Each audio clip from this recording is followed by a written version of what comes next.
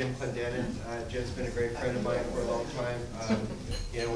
I've tasted a lot of wines with Jim, and we tend to go to the International Pinot Noir celebration every year, and he seems to bring a bunch of stuff from his cellar, and I tend to be at his table often. And it's just a great thing. One thing I do want to say, and we will talk about this later, and kind of be setting up something that we're going to be tasting some of those other wines. And it's that in 1978, too, something else that Zaca Mesa did that was very, very important was plant the first Syrah grapes here. They got those cuttings from Gary Eberly, and when you really get into that, and we're really going to talk about that kind of a subject with Bob because he's such a good guy as far as the Rhone varieties go, and he really took that to heart. But he didn't get there just by himself. He needed a little bit of help, and this guy next to him, and that's why they're going to sit down next to each other. They're almost like bosom buddies, that they have to be near each other when they talk. And it's just a great thing. So without further ado, Jim Clendenen. I've always felt that it's way better to hear me than to see me. And so if you guys are comfortable with me sitting here and talking, that'd be great. If you groan and complain a little bit later, then I might get up and wander around, but it's kind of less and less my style. But I do want you to know that a week ago I was in Japan for 8 days. It was really a fantastic showing by Santa Barbara County. We had some proteges of Bob and I that were showing their own brands over there. And we ended up having 1,000 people come to an In Pursuit of Balance, IPOV, tasting in Osaka, and then 50% more than that coming in Tokyo. I even did 140 sommeliers in Hokkaido, which is up in the far north of Japan, right next to Russia. That was pretty much of a treat for me. The difference was the Hokkaido sommeliers averaged about 65 years of age, kind of in my generation, and the Tokyo sommeliers were mostly girls, and they averaged about 25. So it was kind of cooler in some ways to appreciate that. And during that entire week, because I wasn't there, Bob was quiet the whole week. Unless we're sitting next to each other, he won't talk. And so it's a remarkable thing. Adam was with me. Adam Tolmach, my original partner at Au Bon Climat in Japan, and he didn't talk that whole week either. But that was because he was sitting next to me, and he couldn't get the mic from my living hands right away. I'm not the kind of guy that goes back to my high school reunion and says, "Those were the greatest days of my life. Oh man, were they fantastic. I wish everything was still that good." So I'm not going to tell you my life was fantastic at Zaca Mesa, even though it was a plenty good basis for what I went on to do in my career. Ken, his family, and I were really close friends. I had no other friends in the valley, so we were eating together pretty much every night. He liked to cook. I liked to cook. One day he showed me how to break a head of garlic. He had watched it on TV the week before. And I probably, every time I do it, I'll peel them really fast, cut them really quick, peel them, crack them with the side of a knife, and I'll go, Ken Brown taught me that. And after that, when I went to France, the French taught me everything about winemaking that I needed to know back in 1981. And so the Zaca Mesa stuff didn't stay as boldly in the forefront of what I was doing. I started working there in '78. I had a really glamorous job bottling wine. I was the only person in the valley that had experience on the line that Zaca Mesa bought. I worked 6 hours for Fred Brander, bottling his 1976 Gewürztraminer. That 6 hours gave me the #1 job possibility of anyone in the county. And Ken was nice enough to hire me. I had no chemical background. I studied at UC Santa Barbara to become a lawyer. And I think the world is better to have one more mediocre winemaker than one more mediocre lawyer, for sure. Yeah, as we go. So in '78, we started making wine, and I think we had it pretty well organized during that period of time. Ken had made small lots of wine experimentally from some of the grapes in the area, and we had some ideas about what we wanted to do, and we were kind of growing them together. The only thing we didn't really know was that when the abuleometer sank and got to 0, that didn't mean that your wine was dry. And that's the reason Bob and I might be a little bit upset with the amount of sugar we left in our Rieslings during that period of time. And the first Chardonnay that we made was sweet.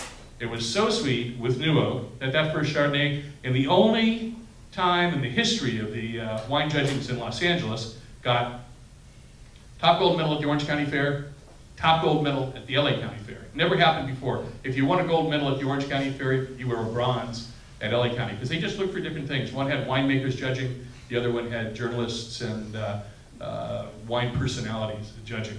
The unfortunate thing, though, was since that wine had sugar, we didn't want to have sugar in any more Chardonnays. We made it Zaca Mesa, we figured out how to make them dry by 79 and 80. We didn't win a gold medal in either one of those years before I left. So it just shows how some of those things stack up in your favor, how you get gifts from the industry as well as the industry taking away. When I left Zaca Mesa in 81, I went down to work in Australia. I worked 2 vintages in a hot climate area in the Hunter Valley, and I went down to work in the Goulburn Valley, which is about as cool a climate area as they have in Australia, which means it's hotter than Fresno. And anybody who thinks it's not hot, like me, when I went down there after working there, it was very clear to me very quickly that it was way too warm for Pinot Noir or Chardonnay. All the work that was done in the cellar is what recreated those wines to make them as interesting as they were. They were great technicians. I can sum it up very quickly by saying, if you went to UC Davis or Fresno, they taught you how to push the button on a pump and make the wine move forward. They taught you how to set up the filter, make the wine move forward by pushing a button on the pump, then it went through the filter and then it was clear when it came out the other end. If you went to Australia, they taught you how to build the pump and how to assemble the filter. Then you get to go to France, they teach you, you don't need no freaking pump. You don't need no filter. And so Adam and I started our company. It was interesting when Ken brought it up because it's kind of my memory in the past of that period of time when he talks about how well equipped the Fresno State winery was and how well equipped the UC Davis winery. Well, Adam and I started our company in 1982 with worse equipment than any serious home winemaker I'd ever met. We had a destemmer and crusher that basically turned grapes into a milkshake. And it had stems and seeds and crap floating in the top to bottom, and you had to shake it to try to make it settle. Didn't really settle very well. We had a pump that no matter how many times you push the button, many times would not let the wine go forward. That was a frustrating thing for us, but we learned that gravity was our friend. Andrei Chelichev was very, very, very effusive in his praise in the very beginning because we made 1 white and 1 red. We weren't competing with ourselves for anything. If you make 5 red wines and you go out in the marketplace and somebody loves you, they might not buy your 3rd, 4th, or 5th. They might buy your 1st and your 2nd. We made Pinot Noir, 1 wine. We made Chardonnay, 1 wine. And we made Rosé, 1 wine. Today our Rosé would be the most popular wine we made if we made 10,000 cases of it, but within 3 years we stopped making Rosé because no one in America in the early 1980s wanted to buy a bottle of Rosé, no matter how charming the young salesperson was. that was not going to work. We made 1,300 cases of wine in 1982, and everybody kind of laughed at us because Zaca Mesa was on the untrammeled growth to go from 16,000 cases, which we made in 78, to just about 100,000 cases of wine by 1982. The problem was Zaca Mesa was growing without a market. And Adam and I were convinced after working at Zaca Mesa that we were going to make as much wine as people wanted to buy, and not a case more until it proved to us that somebody sold out and they wanted to buy another case. So over the period of time from 1982 until 1992, we grew pretty quickly.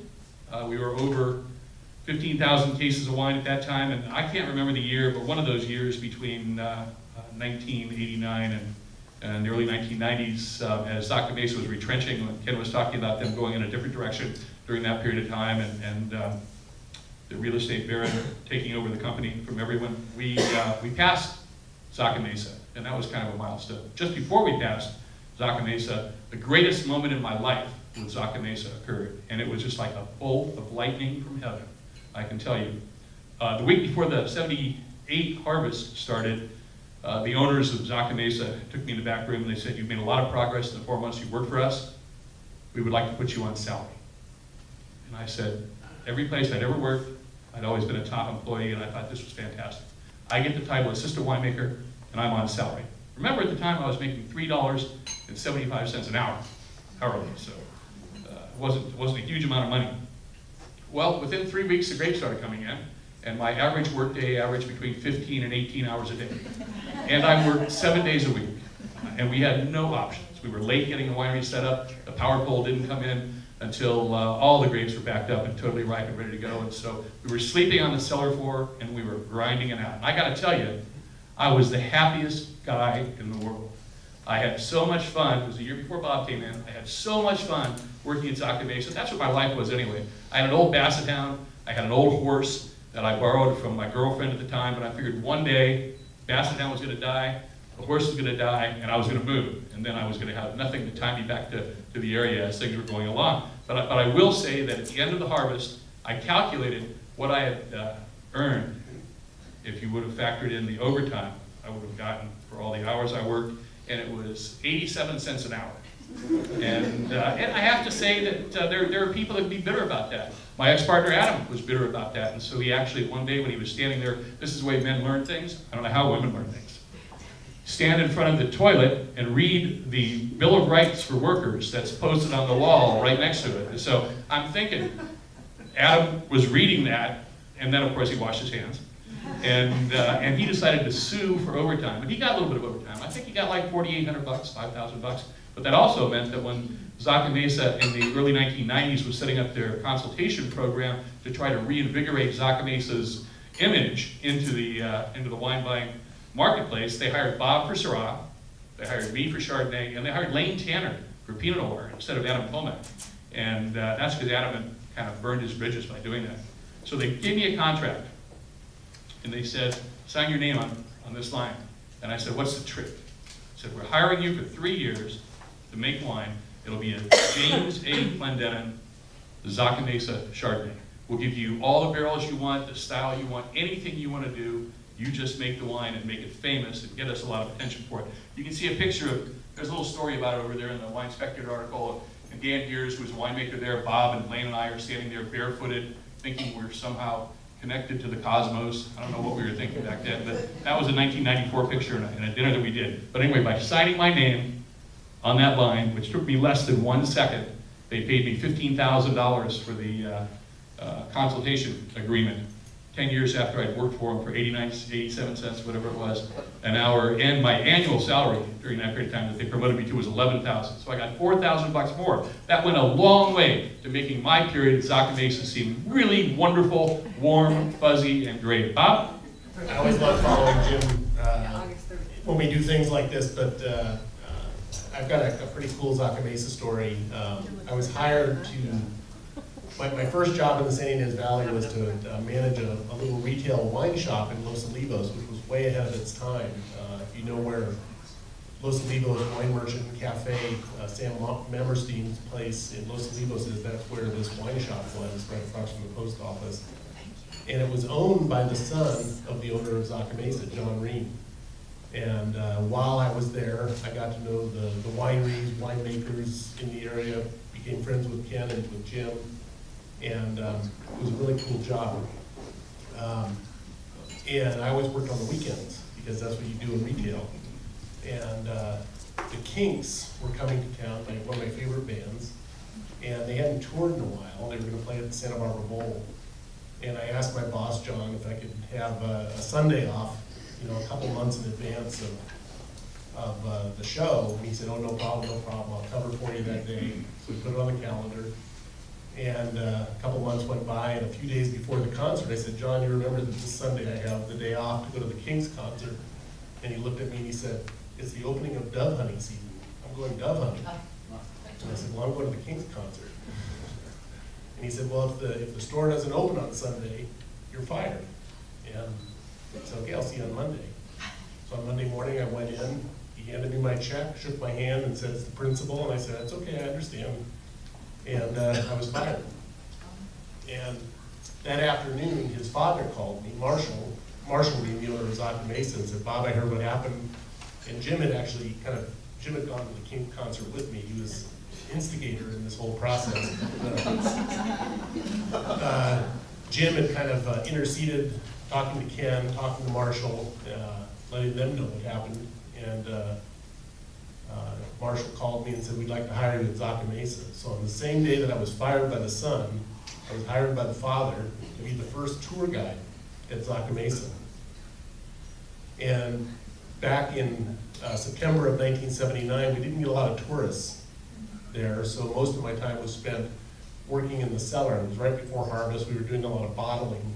So I was working on the bottling line, and then, you know, if the tourists showed up, I would stop working on the bottling line and show them around and, you know, pour them some wine over the top of the barrel. And if they wanted to buy something, I'd write it up in a little duplicate book.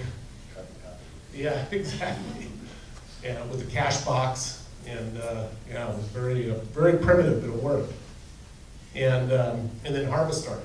And most of my time was spent working harvest, working in the cellar, learning how to take care of barrels, learning how to rack tanks, learning how to operate equipment, etc. Basically learning how to make wine. And Jim was kind of my mentor. He was my immediate boss. Ken was his boss, but I really answered more to Jim, and really learned a lot about what to do and what not to do. You know, it was a very experimental phase of not only Zaca Mesa, but Santa Barbara County. It was such a new growing area. We were still figuring a lot of stuff out.